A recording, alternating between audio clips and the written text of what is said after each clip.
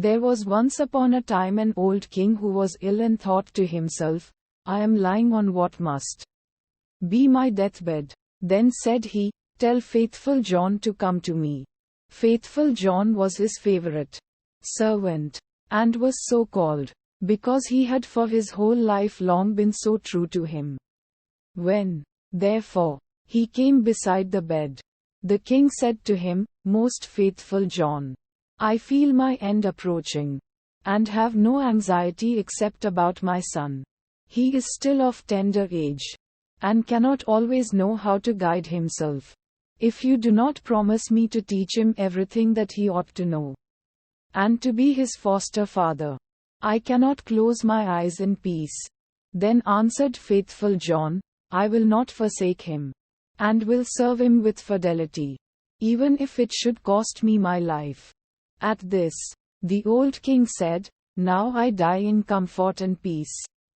Then he added, After my death, you shall show him the whole castle, all the chambers, halls, and vaults, and all the treasures which lie therein. But the last chamber in the long gallery, in which is the picture of the princess of the olden dwelling, shall you not show? If he sees that picture, he will fall violently in love with her, and will drop down in a swoon, and go through great danger for her sake.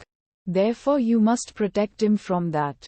And when Faithful John had once more given his promise to the old king about this, the king said no more, but laid his head on his pillow, and died. When the old king had been carried to his grave, Faithful John told the young king all that he had promised his father on his deathbed, and said, This will I assuredly keep, and will be faithful to you as I have been faithful to him, even if it should cost me my life.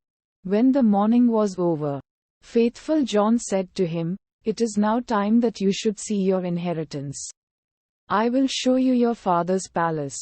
Then he took him about everywhere, up and down, and let him see all the riches, and the magnificent apartments.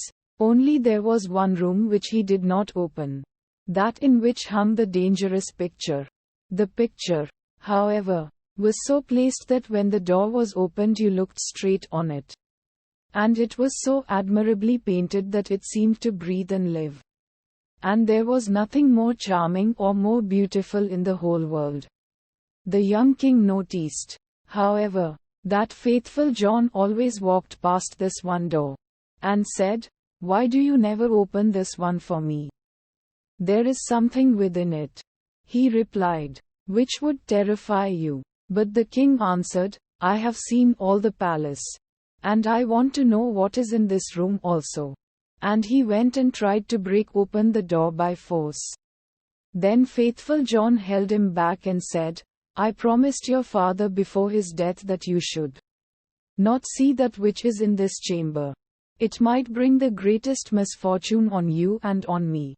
Ah, no, replied the young king. If I do not go in, it will be my certain destruction.